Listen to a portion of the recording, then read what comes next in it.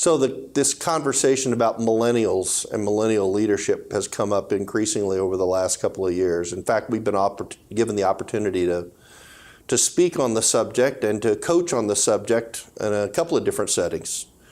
In all of that, you can imagine that we're doing our research. We're going out to the Bureau of the Census and we're trying to figure out things like marriage rates, education percentages, how many of them there actually are. Are they surrounding us yet? The answer is yes, by the way.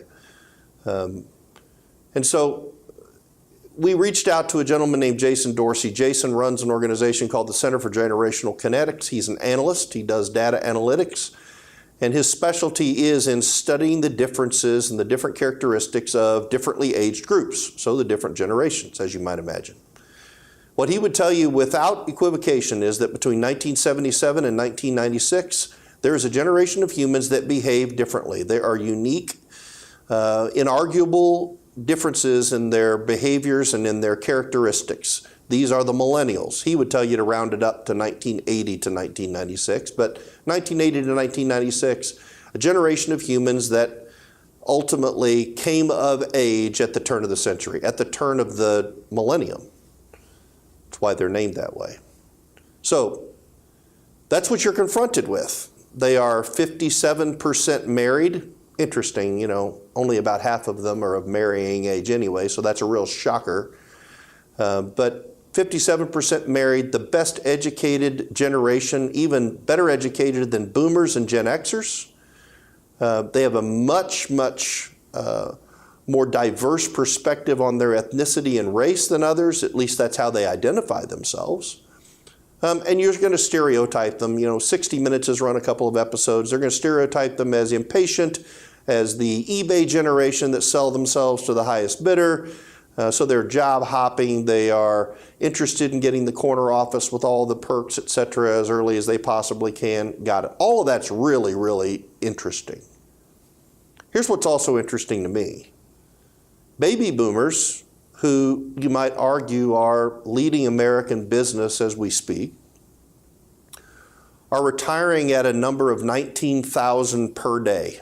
By the way, that started about 16 years ago and is projected to go that way for the next 20 years. Well, they're going to retire. So who's there?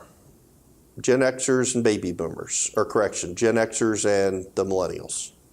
So Gen Xers and the millennials, and millennials by probability most likely to succeed. Now the baby boomers not only going to retire, they're going to die. Now we hope that they're going to retire and die. That's life progression, right? They're going to retire and die in that order, we hope.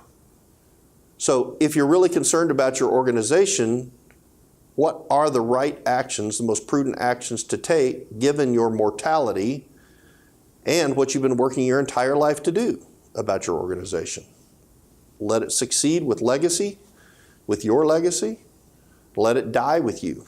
So let's presume that you're interested in legacy.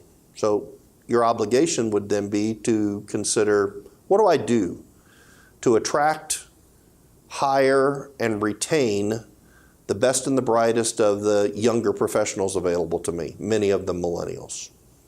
And there are statistics, there are characteristics millennials are looking for. You can look at Gallup's Workforce Engagement Survey if you're interested. Or you might be interested in, how do I attract and retain them as consumers? And depending on what service you offer, or what industry you're in, there are studies that consider that as well. In fact, going back to Jason for a moment, Jason would say, what is the problem you're really trying to solve? It's not that they are 57% married. That's kind of a silly statistic when you get right down to it. What's the problem you're trying to solve? What's the business issue you're trying to address? And if it's, how do I sustain my business into the next generation, you need to figure out what it is you're going to do with younger professionals who are going to succeed you, oh, did I mention it? When you retire and die, in that order, I hope. So, engage them, communicate, ask expectations, be patient, coach, mentor. Oh, by the way, you millennials aren't off the hook either. Slow your roll. Ask, be mentored, communicate expectations, Ultimately, that communications is the key to this issue. And you'll grow up to be the professional that I think we all want you to be.